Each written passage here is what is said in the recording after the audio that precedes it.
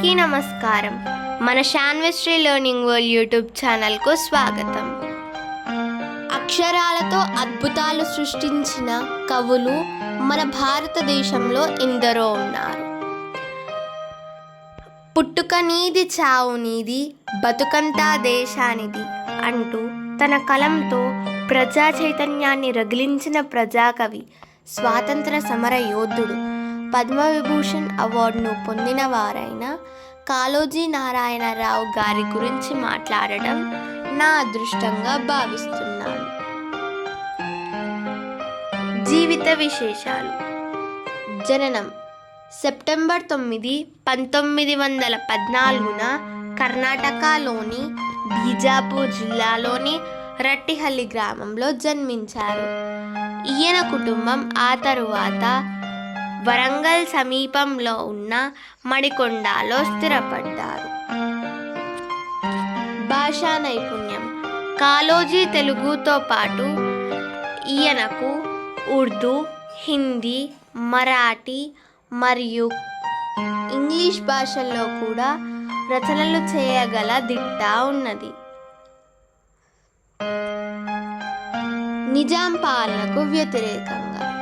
నిజాం పాలనను, రజాకర్ల అరాచకాలను తీవ్రంగా ఎదిరించి తన కవిత్వాలతో ప్రజలను జాగృతం చేశారు. ఈ క్రమంలో ఆయన జైలు జీవితాన్ని కూడా అనుభవించారు. ఈయన ప్రముఖ రచనలు ఏమిటంటే నా గొడవ, జీవన గీతం, తుది విజయం మనదే, తెలంగాణ ఉద్యమ కవితలు. ప్రత్యేకతలు మరియు ప్రసిద్ధి వాక్యాలు.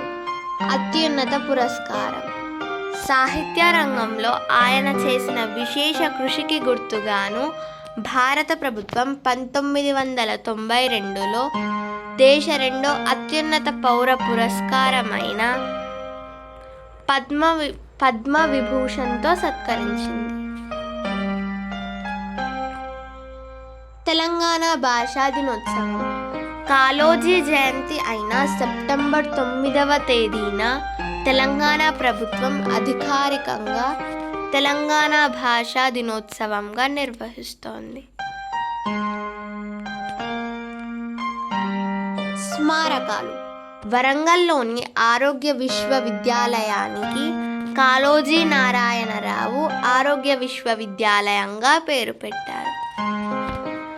కాళోజీ గారి చైతన్యవంతమైన ఆలోచనలను నేటి యువతరం స్ఫూర్తిగా తీసుకోవాలని కోరుకుంటున్నాను. Please like, share and subscribe to our channel. If you found this video helpful, don't forget to like, share and subscribe once more. That's all for today.